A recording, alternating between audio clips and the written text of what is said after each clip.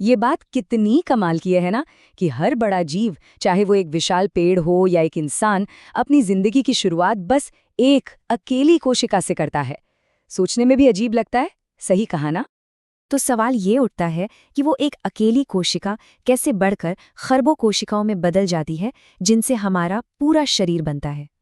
बस इसी अद्भुत सफर को आज हम समझने वाले हैं। ठीक है, तो चलिए इस राज से पर्दा उठाते हैं।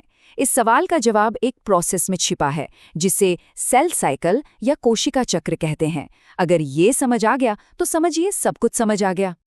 तो ये सेल साइकिल आखिर है क्या? इसे ऐसे समझिए जैसे ये एक सेल की अपनी जिंदगी की कहानी है।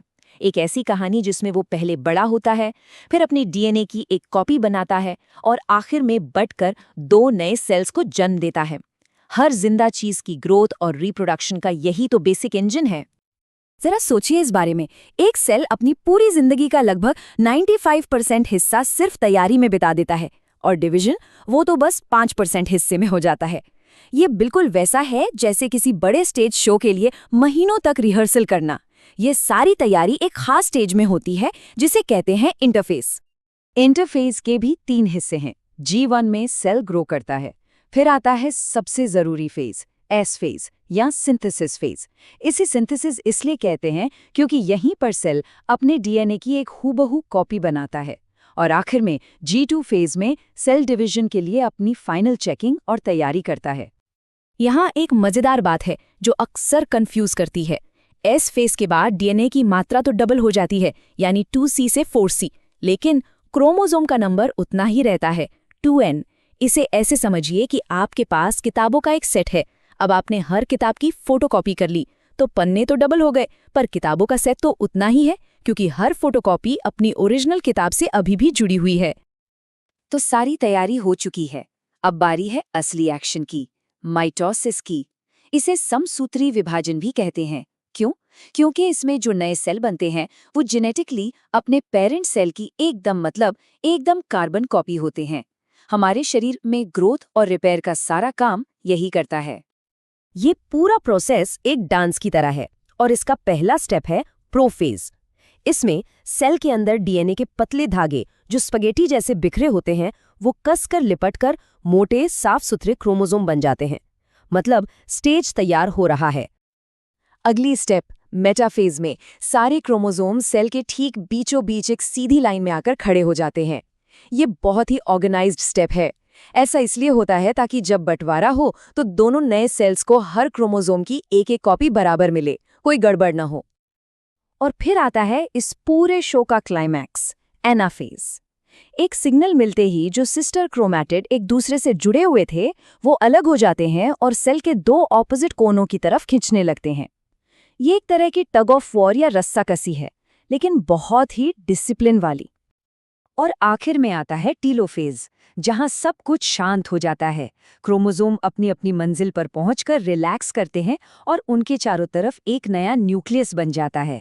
फिर एक फाइनल स्टेप होता है साइटोकाइनेसिस, जिसमें सेल खुद बीच से पिंच होकर दो हिस्सों में बंट जाता है।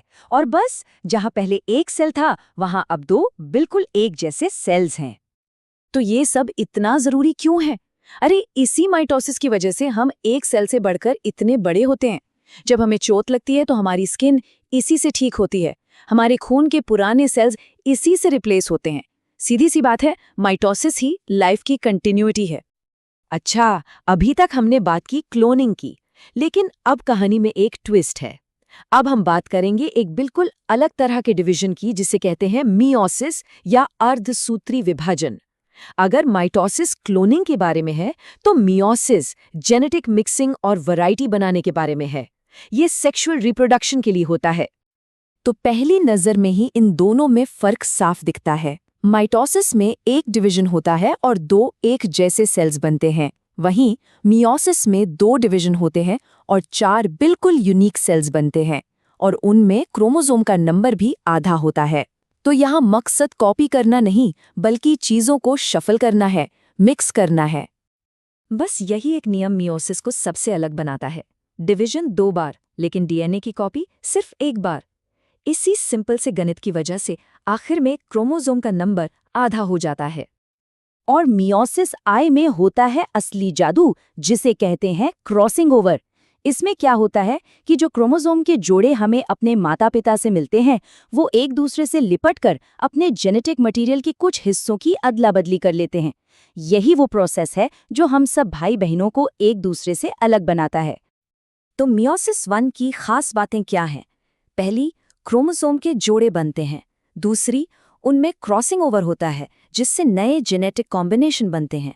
और तीसरी और सबसे ज़रूरी बात, यहाँ पर सिस्टर क्रोमैटिड अलग नहीं होते, बल्कि क्रोमोसोम के पूरे पूरे जोड़े एक दूसरे से अलग होते हैं। अब मियोसिस आई के बाद होता है मियोसिस 2, और सच कहूँ तो ये काफ़ी हद तक माइटोसिस जैसा ही है। इस दूसरे डिवीजन में बचे हुए सेल्स के सिस्टर क्रोमैटिड्स अलग हो जाते हैं, ठीक वैसे ही जैसे हमने माइटोसिस के एनाफेज में देखा था। तो 2 पूरे डिवीजन और इस कमाल के जेनेटिक फेरबदल के बाद आखिर में हमें मिलता क्या है? एक सेल से बनते हैं 4, जी हाँ 4, लेकिन ये कोई आम सेल्स नहीं है। ये 4 जेनेटिकली यूनिक हैप्लॉइड सेल्स हैं, जिनमें से हर एक में जिंदगी का एक नया ब्लूप्रिंट बनाने की ताकत है। तो हमने 2 बिल्कुल अलग अलग कहानियां देखी। एक तरफ माइटोसिस, जो क्लोनिंग और कंटिन्यूटी की कहानी है, और दूसरी तरफ मियोसिस, जो फेरबदल और वैरायटी की कहानी है। और ये दोनों ही कहानियां जिंदगी के लिए बेहद जरूरी हैं। इस स्लाइड में देखिए, पूरा निचोड़ है। माइटोसिस को समझिए एक फोटोकॉपी मशीन, जो शरीर की ग्रोथ और रिपेयर के लिए एकदम सटीक कॉपियां बनाती है। और मियोसिस को समझिए एक कार्ड शफलर, जो रिप्रोडक्शन के लिए जेनेटिक वैरायटी पैदा करता है, हर बार एक नया कॉम्बिनेशन। पर मियोसिस का काम सिर्फ अगली पीढ़ी बनाने तक ही सीमित नहीं है। इससे जो जेनेटिक वैरायटी पैदा होती है, वही तो एवोल्यूशन यानी विकास का कच्चा माल है। ये नेचर का इनोवेशन इंजन है, जो किसी भी प्रजाति को बदलती दुनिया में सरवाइव करने और आगे बढ़ने में मदद करता है।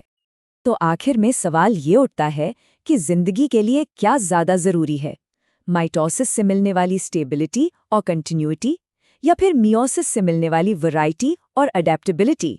सच तो ये है कि जिंदगी को दोनों की जरूरत है। ये स्टेबिलिटी और बदलाव का एक खूबसूरत डांस है, जो हर जिंदा चीज के अंदर हर पल चलता रहता है।